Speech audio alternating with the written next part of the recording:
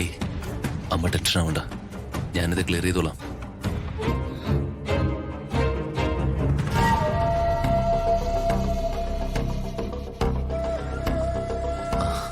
അമ്മവ ഋതികാന്റിയുടെ പടം. അല്ല, ആരായി ഋതിക ആന്റി? എന്റെ ഭാര്യ.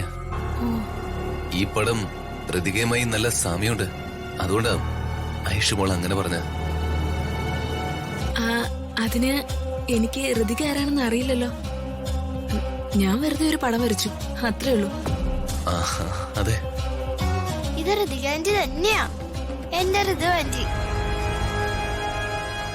അത് പോട്ടെ ഐഷു. ഋതികാന്റിയെ ഈ ടീച്ചർക്ക് അറിയില്ലെന്ന് പറഞ്ഞില്ലേ, പിന്നെന്താ? ടീച്ചറെ എങ്ങോട്ട് പോവെന്ന് പറഞ്ഞില്ലേ? ഞാൻ ഐഷിനെ കൊണ്ട് ഇനി എന്നാ വരണ്ടേ? മറ്റന്നാള് വന്നോളൂ. മറ്റന്നാള് മുതല് നമുക്ക് ക്ലാസ് തുടങ്ങാം. രാജു ഒന്ന് വരും. ഇപ്പോ രാവേ.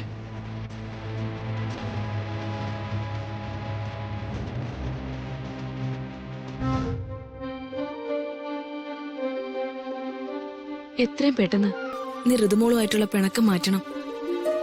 അവളൊരു പാവ, അവളെ നീ സങ്കടപ്പെടുത്തരുത് രാജു. ഇല്ലമ്മേ. പിണക്കം മാറിയിട്ട് രണ്ടാളും ഒരുമിച്ച് വാ. ഇവിടെ വെച്ച് വേണ്ട, മറ്റൊരിടത്ത് വെച്ച് നമുക്ക് വിശദമായിട്ട് കാണാം. ശരിയമ്മേ. വേണുവേട്ടന്റെ പുതിയ ഫോൺ നമ്പർ ഒന്ന് എന്റെ നമ്പറിലേക്ക് ഒന്ന് അയക്കാവോ? പിന്നെന്താ, അമ്മയുടെ നമ്പർ പറഞ്ഞോ. എന്റെ നമ്പർ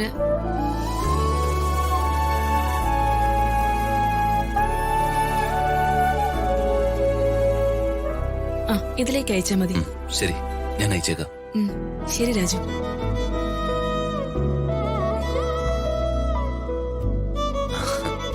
മോളെ പോവാം. ടീച്ചറിനോട് യാത്ര പറയേ. ടീച്ചറെ ട്യൂസ്ഡേ വരാട്ടോ. ശരി മോളെ. ശരി.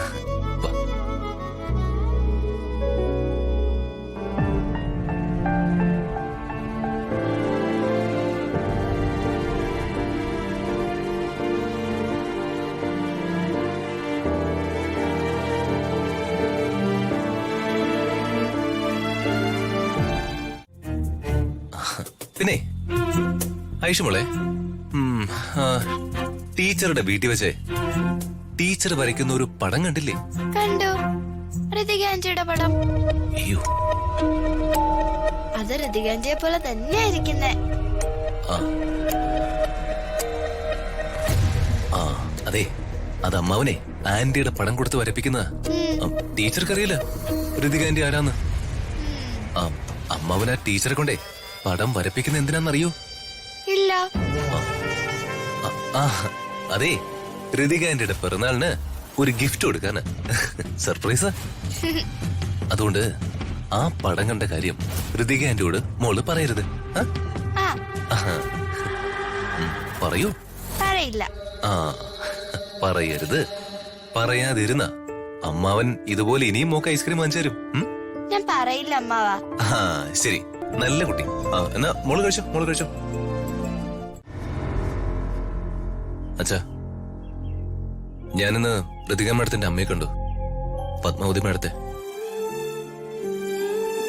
ഞാനിന്ന് ഐഷുവിനെ കൊണ്ടുവിട്ടപ്പോ ഇക്കാര്യം പറയാനായിട്ട് ഞാൻ അച്ഛനെ നോക്കിയതാ. പക്ഷെ അച്ഛൻ ഇവിടെ ഉണ്ടായിരുന്നില്ല. എനിക്ക് സന്തോഷായില്ല. എന്നിട്ട് പത്മാവതി മാഡം എന്താ പറഞ്ഞേ? ഞങ്ങള് തമ്മില് ഒത്തിരി കാര്യങ്ങൾ സംസാരിച്ചു വച്ചാ. അവരുടെ ഫാമിലി ലൈഫ് തകരാനുണ്ടായ കാരണം വരെ. പിന്നെ ഞാൻ ഋതിക മാഡമായിട്ടുണ്ടായ തെറ്റിദ്ധാരണയെക്കുറിച്ചും മാഡത്തോട് പറഞ്ഞു.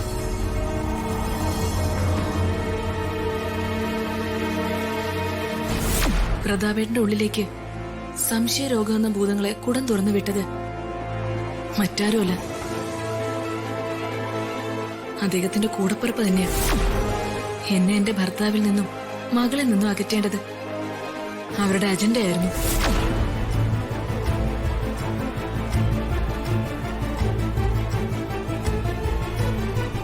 മോനെ, പത്മാവതി മാഡത്തെ കണ്ട കാര്യം തൽക്കാലം രഹസ്യമായിട്ടിരിക്കട്ടെ.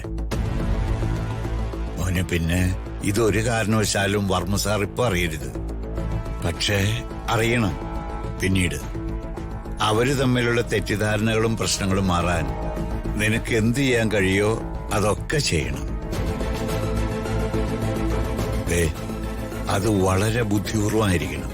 കാരണം അവരെ അത്രയ്ക്ക് നിത്യശത്രുക്കളാക്കാൻ ഇതിനിടയിൽ കിടന്ന് കളിച്ചവർക്ക് കഴിഞ്ഞിട്ടുണ്ട്. ആ എനിക്ക് മനസ്സിലാവുന്നുണ്ട് അച്ഛാ. മനസ്സിലാക്കണോടാ.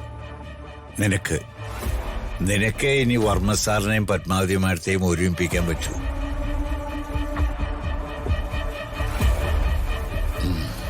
പിന്നെ എനിക്ക് നിന്നോട് മറ്റൊരു കാര്യം പറയാനുണ്ട്.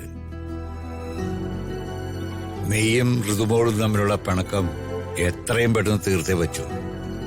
എന്ത് പ്രശ്നമുണ്ടെങ്കിലും അത് പരസ്പരം പറഞ്ഞു പരിഹരിക്കണോടാ. ഞാൻ അതിന് ശ്രമിക്കുന്നുണ്ട് അച്ഛാ. എടാ, ശ്രമിക്കണം. ദേ, ചരിത്രം ആവർത്തിക്കാൻ ഇടവരരുത്. ചില കാര്യങ്ങൾ കാണുമ്പോ എനിക്ക് പേടി തോന്നുക. പത്മാവതി മാഡത്തിന്റെയും വർമ്മ സാറിന്റെയും ജീവിതത്തിൽ സംഭവിച്ചതുപോലെ നിങ്ങളുടെ ജീവിതത്തിൽ സംഭവിക്കാൻ ഇടവരരുത്. അവരുടെ കുടുംബജീവിതം തകർക്കാൻ ശ്രമിച്ചവര് ഇപ്പോഴും ശക്തരായി തന്നെ ജീവിച്ചിരിക്കുക. അവര് നിങ്ങളുടെ ജീവിതത്തിൽ കയറി കളിക്കില്ല എന്ന് ഉറപ്പു പറയാൻ പറ്റുമോ? അതുകൊണ്ട് മോളുടെ മുമ്പില് നീ നിന്റെ ഹൃദയം തുറക്കണം. എടാ, അതൊരു പാവം കുഞ്ഞാടാ. അതിനെല്ലാം മനസ്സിലായിക്കോളും.